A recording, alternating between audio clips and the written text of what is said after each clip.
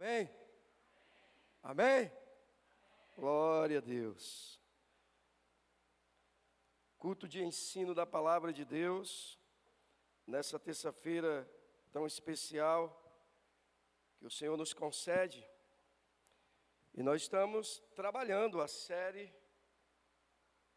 As Grandes Promessas do Senhor para nossas vidas. E nessa noite nós queremos pensar a partir de algo que eu considero que seja de extrema relevância a gente parar até para buscar observar algumas questões que talvez estejam impedidas na nossa vida, porque essa área não tenha sido tratada. Porque talvez a gente não tenha permitido que Deus venha e traga sobre nós a sua promessa, a sua revelação e trate essa área nas nossas vidas. Você pode sim, você e eu, podemos sim aprender a perdoar. E tratar em nós, a partir da palavra de Deus, sobre o ressentimento. É uma promessa do Senhor para os seus filhos, para a igreja. Então, abra comigo um texto da palavra de Deus em Efésios capítulo de número 4. Nós vamos ler apenas um versículo, mas eu quero pedir para que você permaneça com a sua Bíblia aberta, com a palavra de Deus aberta, neste capítulo.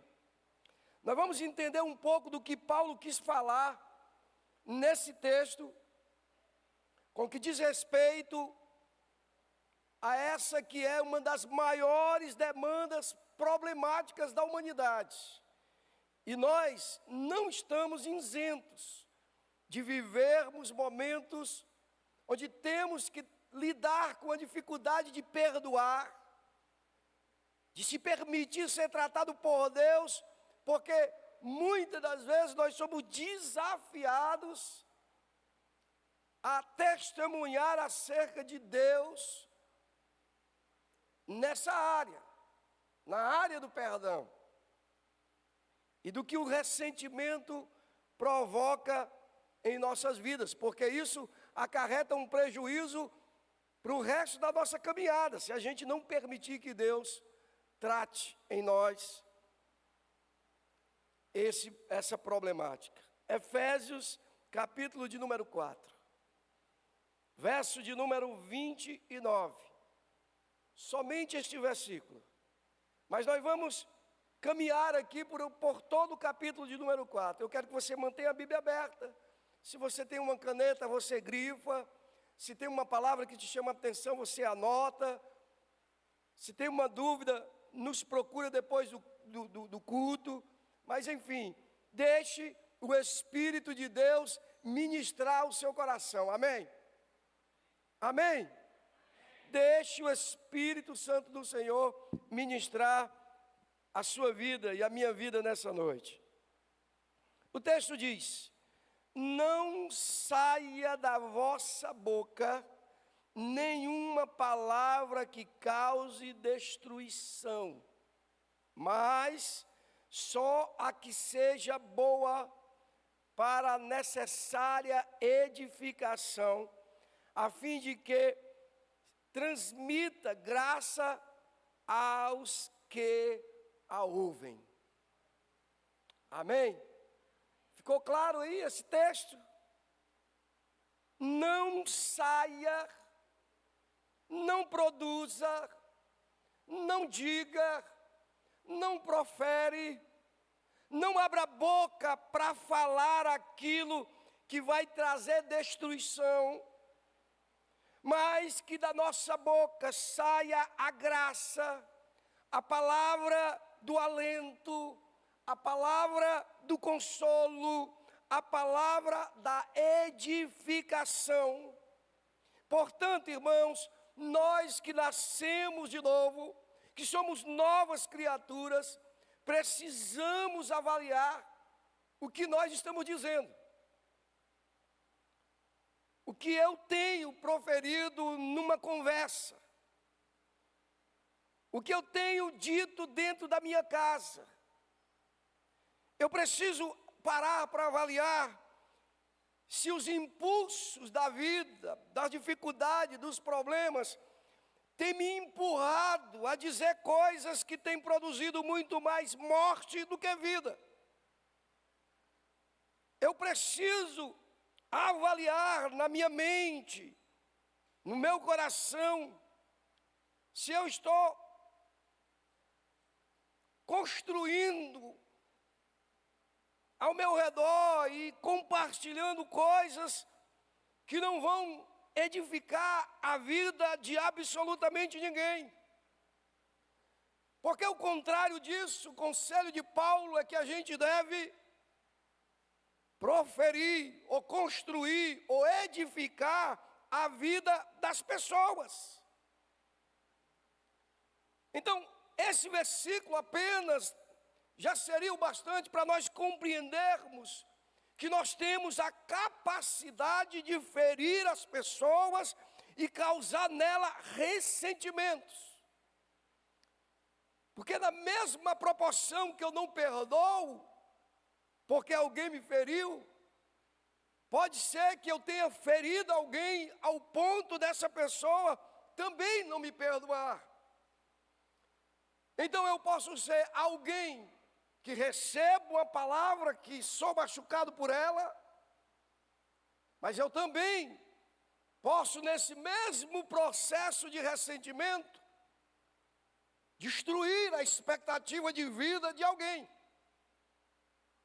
Só porque eu não atentei para esse versículo.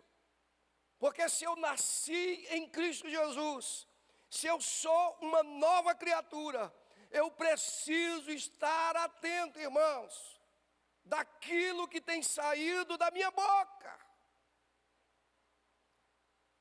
Do que eu tenho parado para refletir e dizer, e produzir, e construir na vida de alguém. Porque nós não vivemos de mentira, irmãos. Nós vivemos da verdade, amém? Nós vivemos daquilo que é sólido, que é concreto em Deus. Nós não podemos viver uma vida de farsa. Nós não podemos pisar num terreno duvidoso.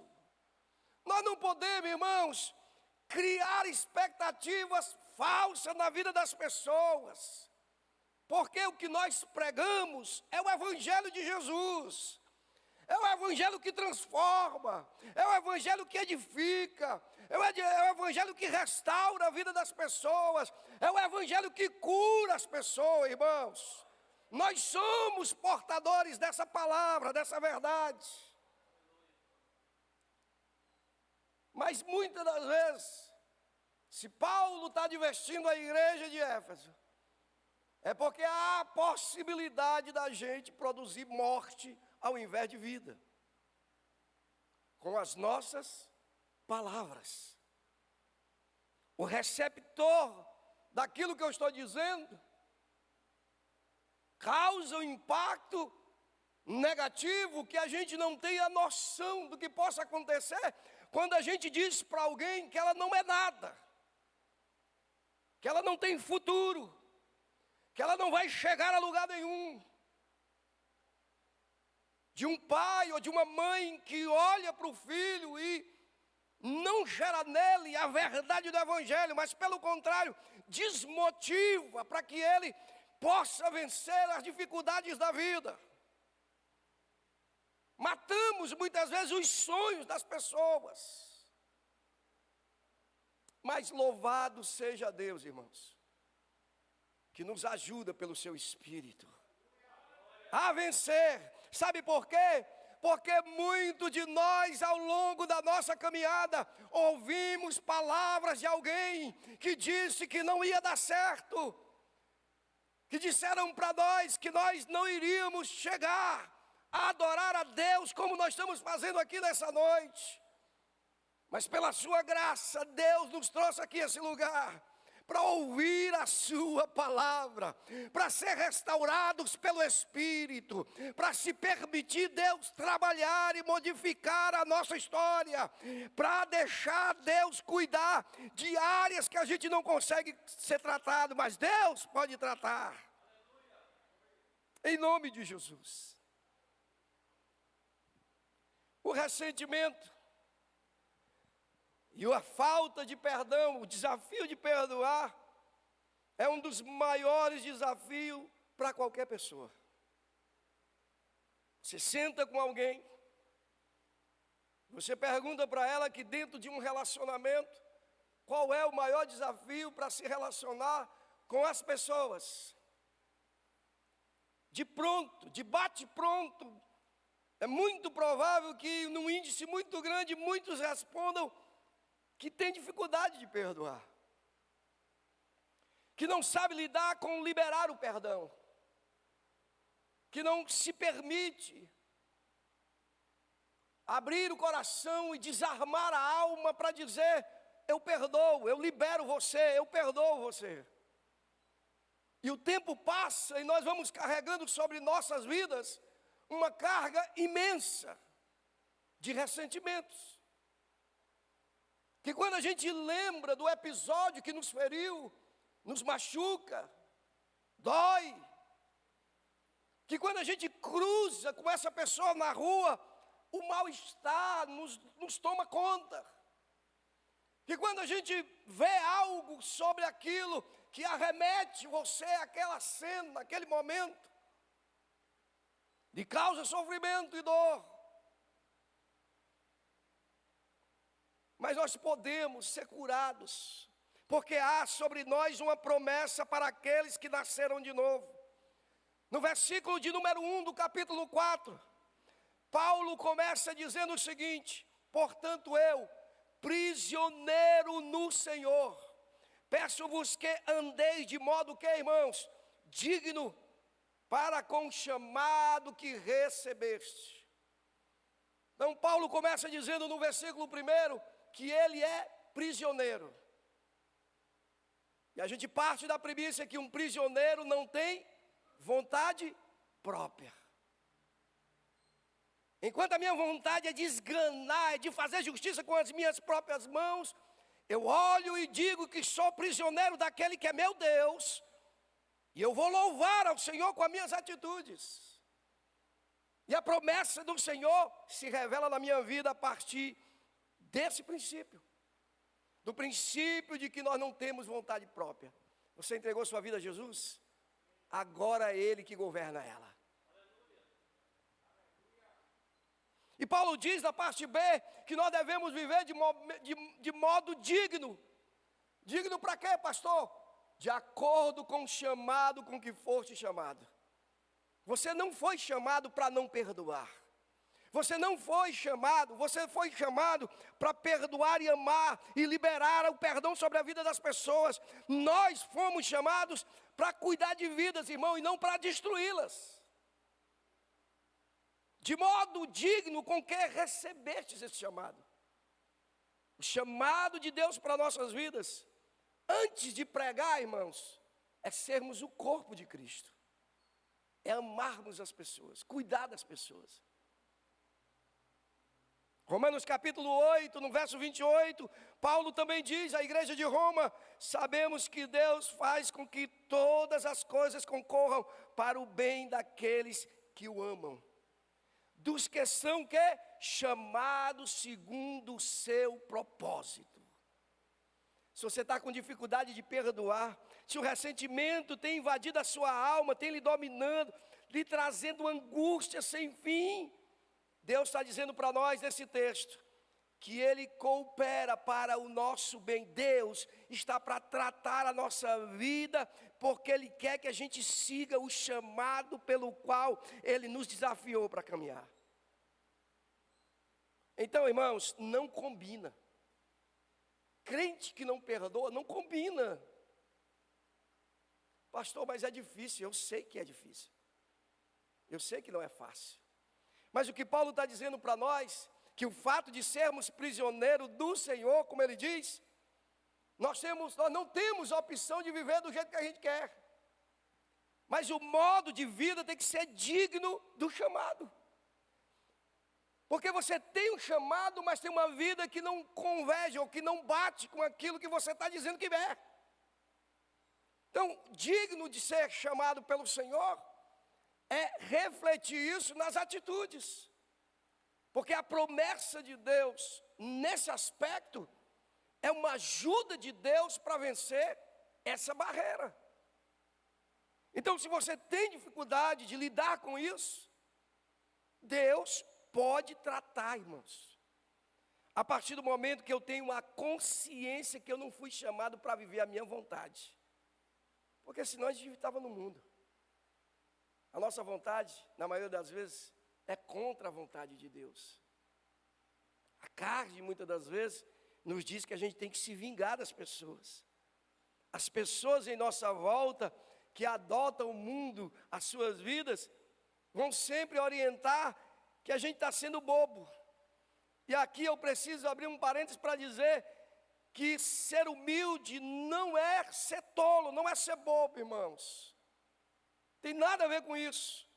Humildade está ligado àquilo que você é na sua essência. Que não tem apego às questões supérfluas, passageiras, que não tem valor para aqueles que creem no Senhor e sabem que Deus é tudo para a sua vida. Que não precisa de ter em abastança para ser feliz, mas que tem o olhar em Deus e por isso é feliz, porque tem a certeza da vitória que há no Senhor. Deus promete nos ajudar, querido. Você não está só nessa batalha. Essa é a promessa de Deus para nossas vidas. Nós não estamos sós nessa batalha. Que considero uma das maiores batalhas. Vencer a nós mesmos. É uma batalha. No versículo de número 2, Paulo diz: com toda humildade e mansidão. Com o que mais? Com paciência, suportando-vos uns aos outros. Então Paulo começa a dar aqui a diretriz das atitudes que a gente precisa ter para que essa promessa se concretize na minha vida, para que a cura de Deus venha sobre mim. Humildade, mansidão, paciência e suportar uns aos outros em amor. Esses pilares aqui sustentam a vida daqueles que são tratados pelo Senhor. Esses pilares aqui nos permitem vencer todo ressentimento e toda falta de perdão, todo vazio que alguém possa ter causado na nossa vida, com certeza será preenchido quando nós praticamos humildade, mansidão, paciência e suportar uns aos outros em amor. Tem pessoas que são mal resolvidas, pessoas que são carentes, tem pessoas que começam a colocar defeito em tudo, porque muitas das vezes querem que o foco se desvie dela, para que o holofote vá para outro lugar e não perceba que ela é tão falha como qualquer um de nós. Mas quando nós reconhecemos que somos servos do Senhor, e que Deus está tratando a nossa vida no processo dessa caminhada, dia após dia, nós nos permitimos a esse cuidado de Deus, que nos leva à sala do oleiro, e nos quebra todas as vezes que for necessário para o nosso bem.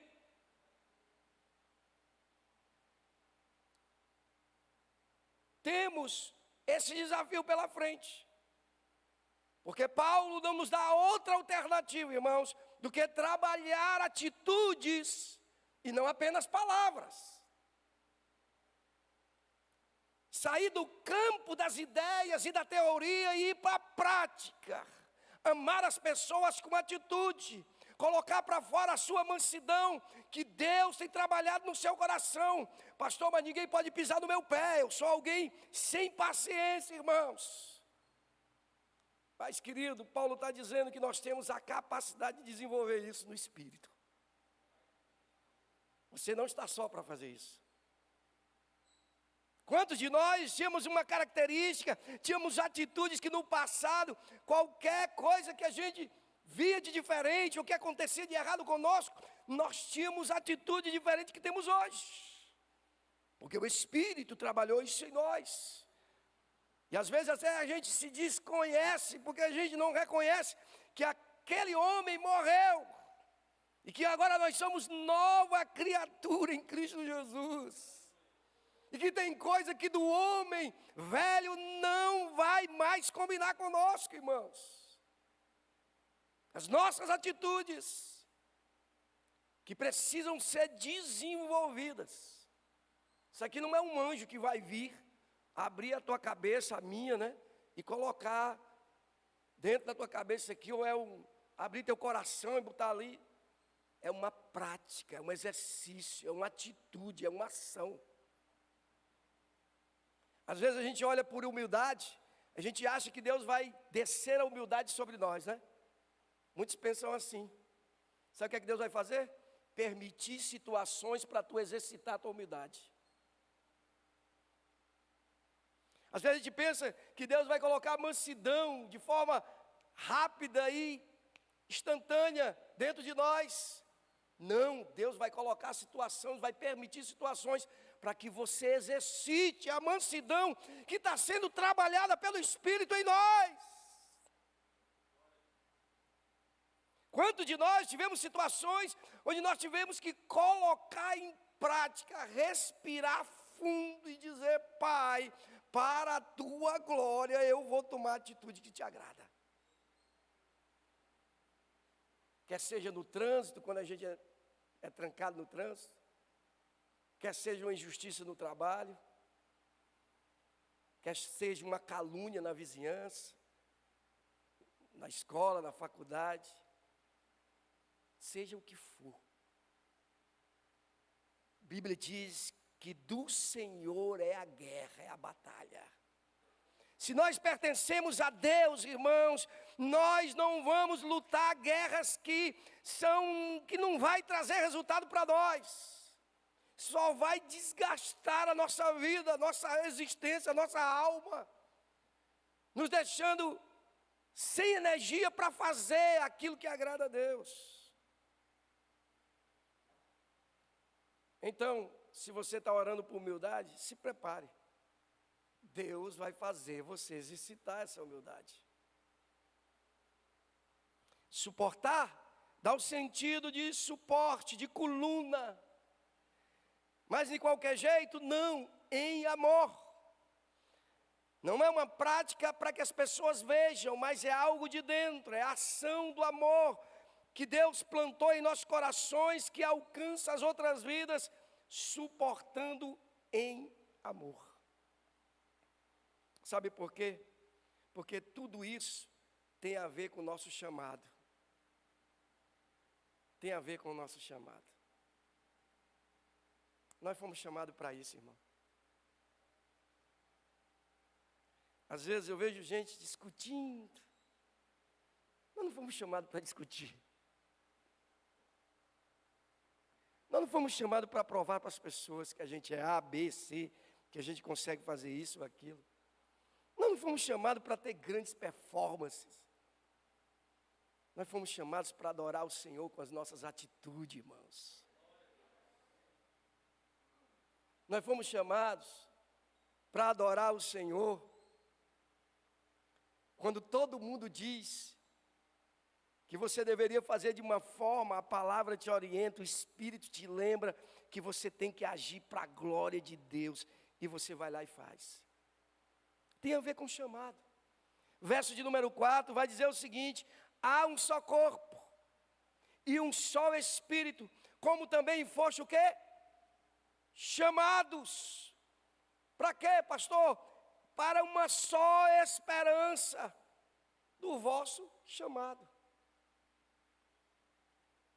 Se Paulo começa dizendo que ele é prisioneiro de Cristo, se ele prossegue dizendo que temos que desenvolver a humildade, a mansidão e suportar uns aos outros, qual é o principal chamado, irmão, da igreja? Sabe por quê? Porque muitas das vezes nós queremos pregar o evangelho, mas nós não praticamos isso aqui. O primeiro chamado é ser igreja, é ser corpo de Cristo. Porque sendo corpo de Cristo, nós alcançaremos o mundo, irmãos. Mas se há aqui esse desajuste, nós vamos querer pregar o quê, irmão? O que nós vamos querer pregar? Por isso que Paulo diz que a vontade não é mais dele, é de Deus, e que deve de ser desenvolvido a mansidão, a humildade, e suportando uns aos outros no Espírito. No verso 4, ele vai dizer que esse Espírito desenvolve esse chamado em nós, nessa só esperança. A gente precisa estar atento para isso aqui. Para a gente construir em Deus. Por isso, que os apóstolos, no capítulo 2 de Atos, lá para o verso 42, vai dizer que muitos se convertiam, mas não era à toa. Sabe por quê? Porque eles estavam de casa em casa, repartindo o pão e compartilhando o amor de Deus. Não apenas em atitudes materiais, mas o amor de Deus invadiu o coração daqueles homens. E muitos que eram ruins, que davam mau testemunhos, começaram a amar as pessoas e a cuidar delas. E aí a comunidade olhou e viu, eles são diferentes. Nós queremos esse Deus que ele está servindo. Essa é a diferença, irmão. Por isso que Paulo está dizendo que esse é o chamado de uma só esperança. Fomos chamados, irmão, antes de qualquer coisa, para sermos corpo. Romanos capítulo 12, verso 5 diz: assim também nós, embora muitos, somos um só corpo em Cristo, individualmente membros uns dos outros. Então eu começo a aprender aqui, que a promessa de Deus para que o ressentimento, a falta de perdão, a falta de cura nessa área aconteça, eu preciso ter comunhão com a igreja, com os irmãos, compartilhar, abrir o coração, falar das minhas lutas, externar as minhas dores e ouvir o meu irmão, e nisso orarmos juntos, ajudar no que for necessário, estar presente quando eu puder, estar cuidando um do outro, e a cura de Deus vai acontecendo no meio da igreja.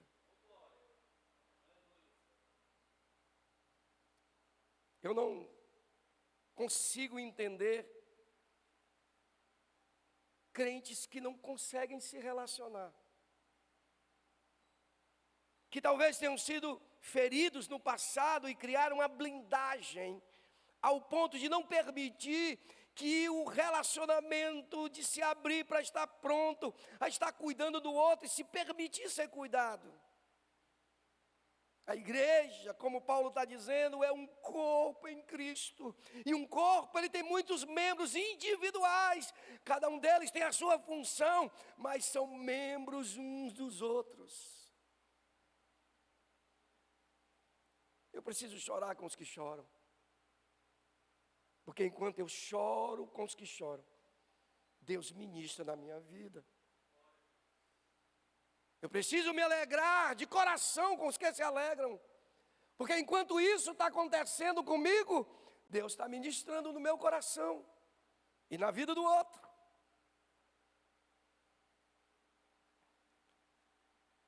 Nós podemos, irmão, ter pensamentos fúteis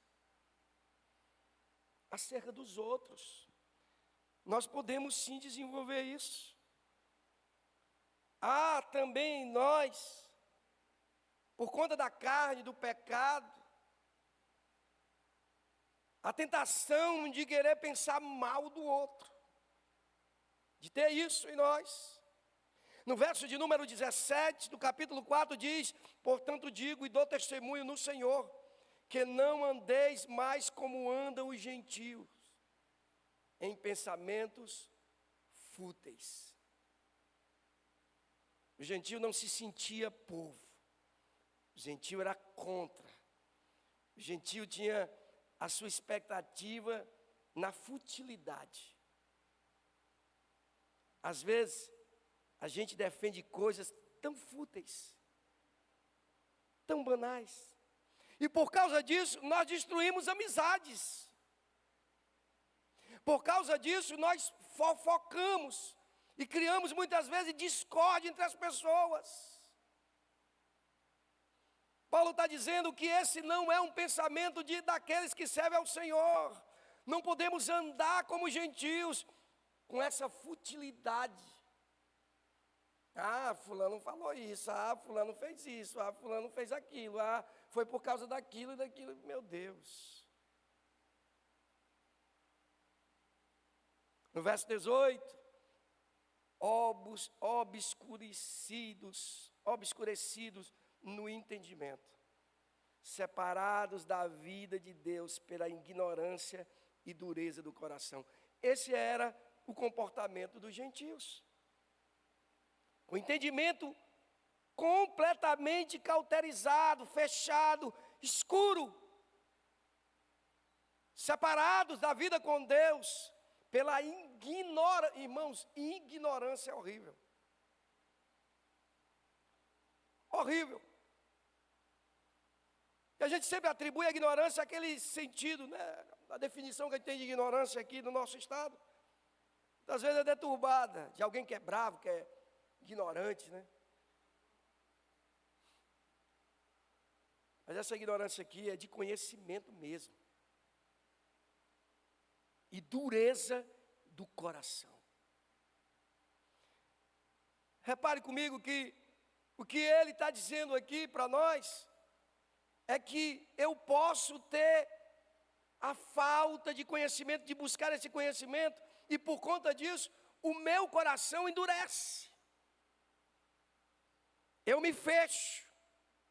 Eu não sei nada sobre aquilo, mas eu me fecho para o conhecimento e endureço meu coração, não permito, não me abro. E aí eu tenho o quê? Preconceito, eu tenho atitudes, eu tenho pré-julgamento. Paulo está dizendo que nós não fomos chamados para isso. Nós temos a capacidade de ter a nossa mente renovada. Nós podemos ser renovados pelo Senhor. Nós podemos fazer uma reciclagem pela palavra e pelo Espírito e permitir que Deus possa vasculhar a nossa alma ao ponto de encontrar coisas que nós estamos fazendo que têm desagradado a Deus. Atitudes que nós temos tido, irmãos, que não têm edificado as nossas vidas. Nós fomos chamados, irmãos, para ter uma nova mentalidade. O mundo não pode conduzir a nossa vida. Nós fomos chamados pelo Senhor porque nós temos como desenvolver essa mentalidade. No verso de número 23 e 24, o texto diz: e a vós renovar no espírito da vossa mente, e a vós revestir do novo homem, criado segundo Deus, em verdadeira justiça e santidade. Você é esse homem aqui, irmãos. A promessa de Deus se revela a nós quando a gente cai em si e começa a olhar para nossas atitudes e ver que não está batendo,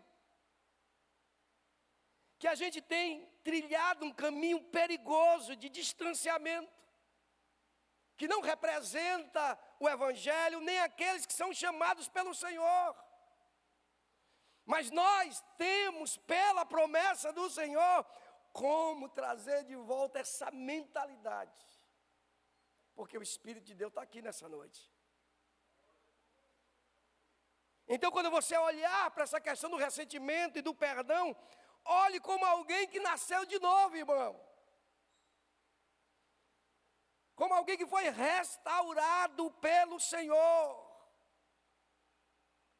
Que toda vingança, toda armadilha, seja deixado de lado. Pastor, não me dou bem com A, com B, com C, com o sogro, com o pai, com o irmão. Irmãos, reveja, isso não agrada a Deus.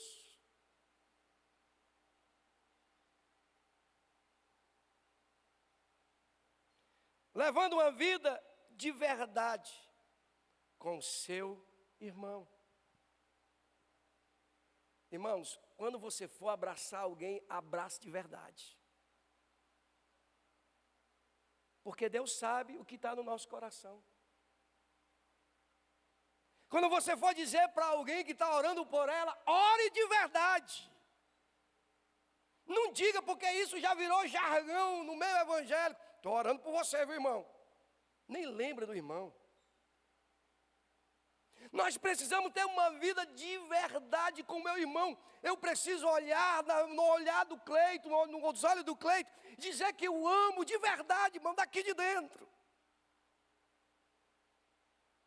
Nós fomos muitas das vezes contaminados com essa onda do evangelicalismo, onde enche de jargão, de atitudes mecânicas, e tem tirado de nós a essência da palavra. Onde até o nosso paz do Senhor é mecânico, irmão. Não há paz para dizer de verdade. Nós temos que abrir mão de todas essas coisas, porque há uma promessa de Deus para nossas vidas, e a promessa é que nós somos novas criaturas. Portanto, as nossas atitudes precisam glorificar a Deus, aquele que nos salvou. Salmo de número 37. Antes, levando uma vida de verdade com seu irmão, Paulo vai dizer no verso 25 e 26. Por isso, abandonai a mentira. Por isso, abandonai a mentira. E cada um, Paulo é muito enfático aqui, né? Cada um seja o quê? Fale a verdade com o seu próximo. Pois somos o quê?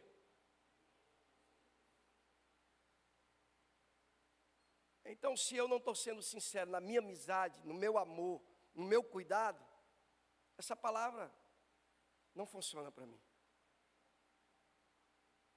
Se há alguém aqui na igreja que talvez você fez um pré-julgamento, você não tem relacionamento, nós não somos obrigados a relacionar com todo mundo, porque não dá, às vezes não dá. Não conhecemos, tem gente que conhece a gente não consegue ter ainda. Mas quando Deus te der a oportunidade de cuidar de alguém, de se relacionar com alguém, faça de verdade. Não faça achando que vai ficar com um pontinho lá no céu, não. Porque Paulo está dizendo aqui que a gente precisa viver de verdade com o meu irmão. Sem mentiras. Pois somos membros um do outro. Verso 26. Quando sentir de raiva, porque nós vamos ter raiva. Em algum momento alguém vai me chatear aqui. Em algum momento eu vou chatear alguém. Porque nós somos humanos e a carne ainda está em nós.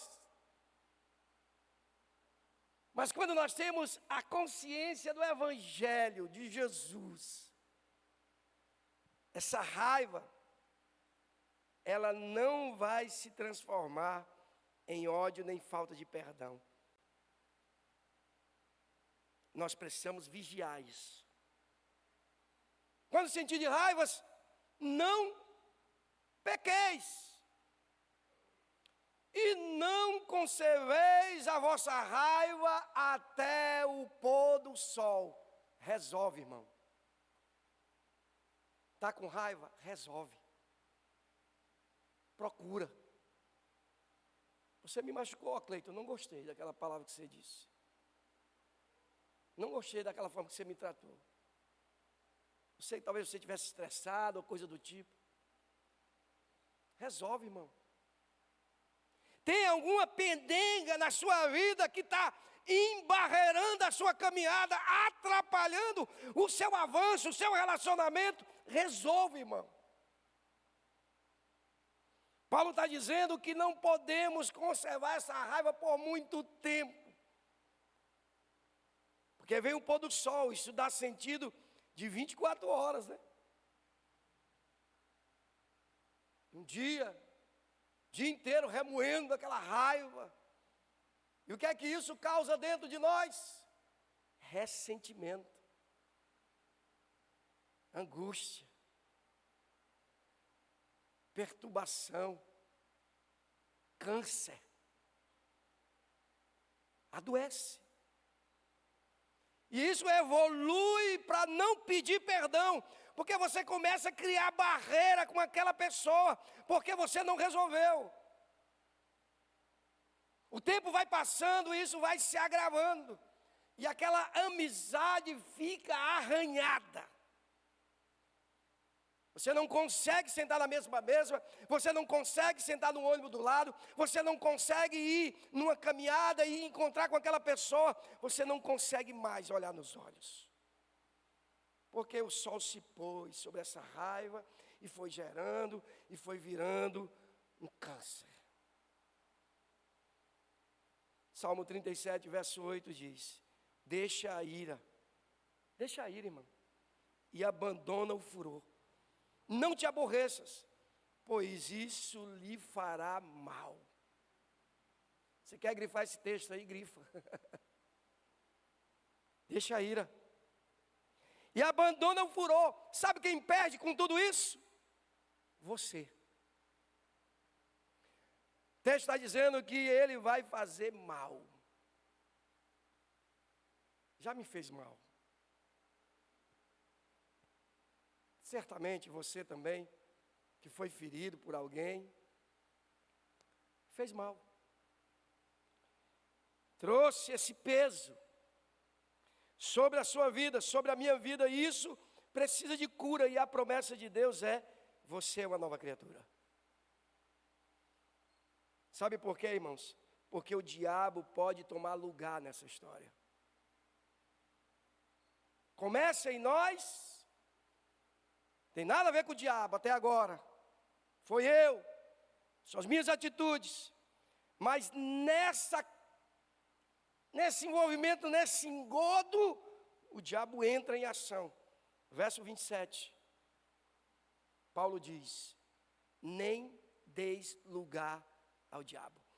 Então, se no 26 ele termina dizendo que o pôr do sol não pode vir sobre a nossa ira, ele está dizendo que o processo que vai depois é o diabo tomar conta da história.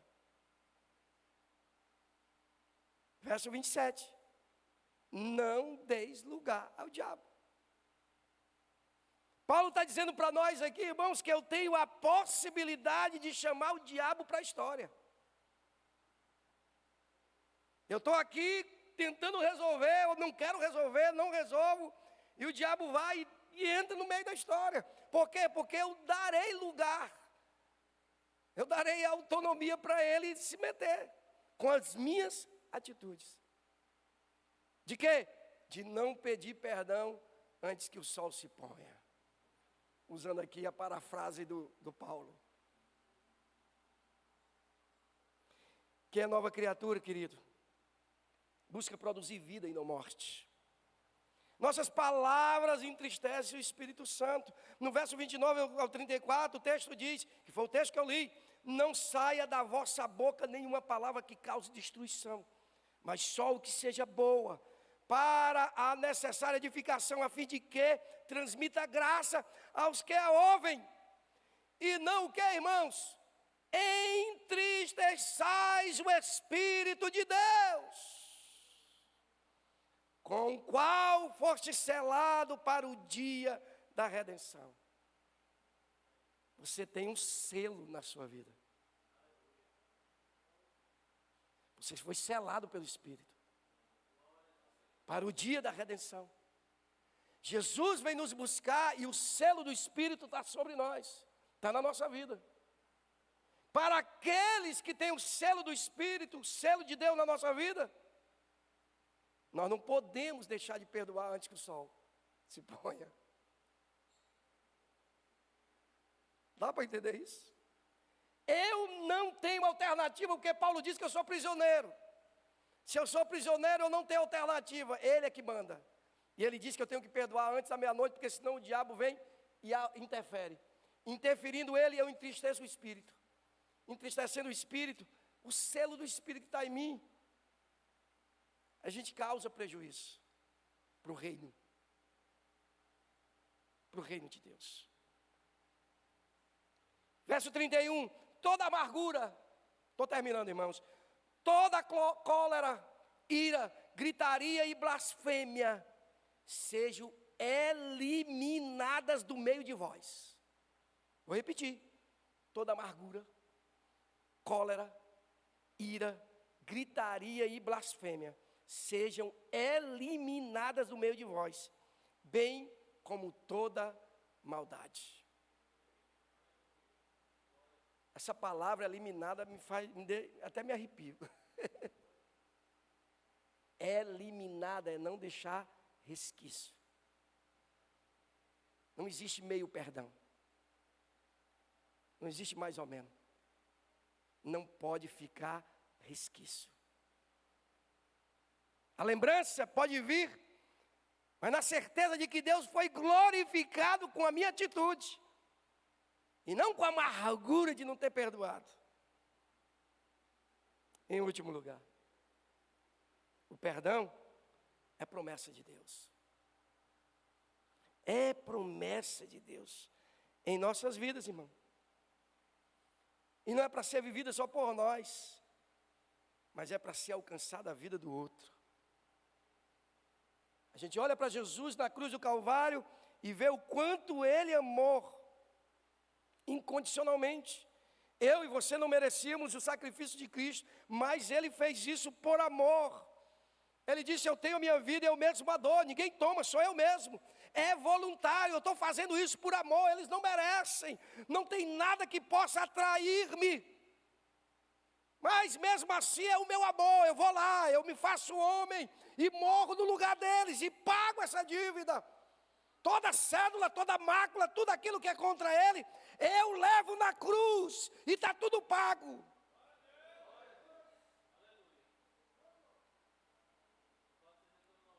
E o que é que ele quer que a gente faça?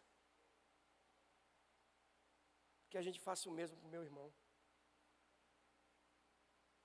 Jesus não deixa sem saída.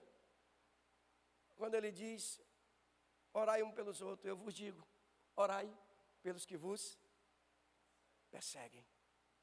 Ele aumenta o nível.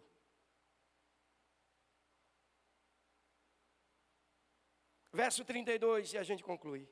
Pelo contrário, sede bondosos e tende compaixão, uns para com os outros, perdoando uns aos outros, assim como Deus perdoou em Cristo.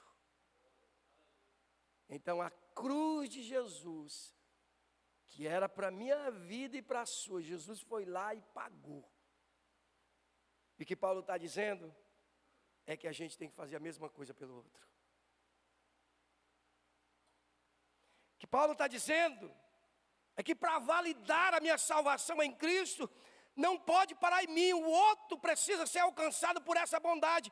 Bondade, compaixão, perdão ao outro. O que Paulo está dizendo é que para que a graça de Deus se manifeste na minha vida e que as pessoas percebam isso, a leitura para o mundo é, o outro é alcançado pelo meu amor. Mas não é qualquer outro, é o meu inimigo. É o que me persegue. É o que me tira a paz.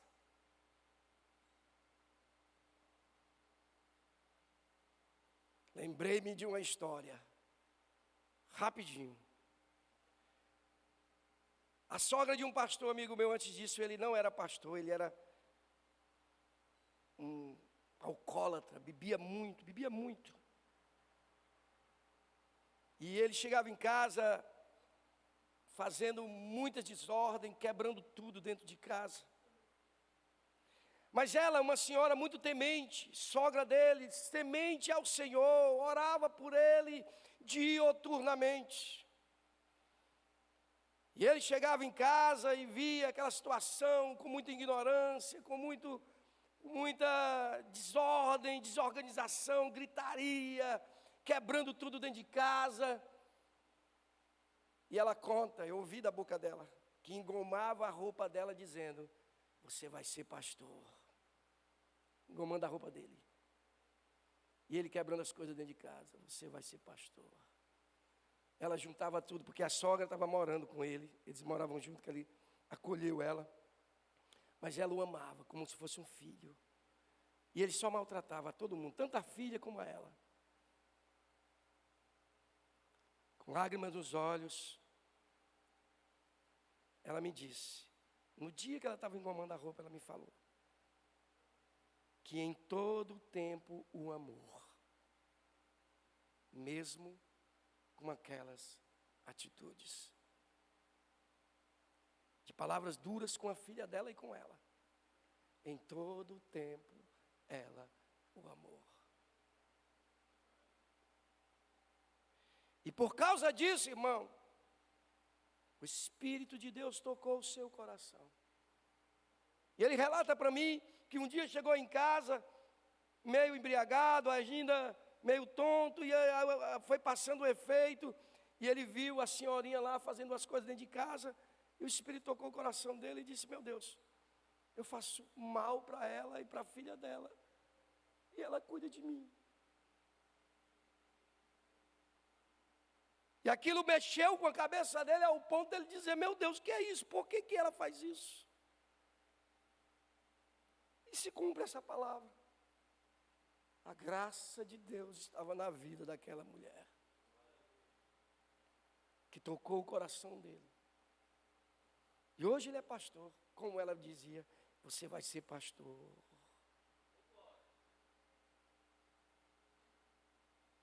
Nós não somos obrigados a aguentar as coisas dos outros, não é isso. Mas nós fomos chamados para amar, para cuidar e para ser igreja, para ser corpo. Não somos obrigados a ser humilhados, não é isso, não tem nada a ver com isso. Nós podemos sim nos levantar e nos posicionar por coisas realmente que valam a pena diante de Deus e dos homens. Porque a promessa do Senhor para a cura do ressentimento é a consciência do Evangelho que nós somos nascidos de novo. O diabo quer obscurecer isso. Quer dizer para você que não tem jeito, que não tem saída. Deixa eu cuidar para a gente ir embora. Vamos ficar de pé. Pastor Alex. É o Cleito. Vamos orar, vamos fazer uma oração breve. Senhor, eu me coloco aqui nessa oração. Eu também preciso da tua ajuda. Nós somos provados todos os dias a colocar em prática que somos salvos. A dificuldade, meu Deus, e a tentação desse mundo nos bombardeia de forma brutal. E nós precisamos da ajuda do teu Espírito, mas hoje eu aprendi pela tua palavra que eu sou nascido de novo, Senhor. E que eu posso sim olhar para o inimigo, olhar para a minha carne, olhar para os meus pensamentos maus acerca do meu irmão e dizer que eu não pertenço mais a esse mundo. E vencer, Senhor, todas essas coisas. Nos ajuda, Pai. Que a tua palavra seja vivida por nós. Não só lida, mas vivida. Em nome de Jesus. Amém. Obrigado, Deus abençoe.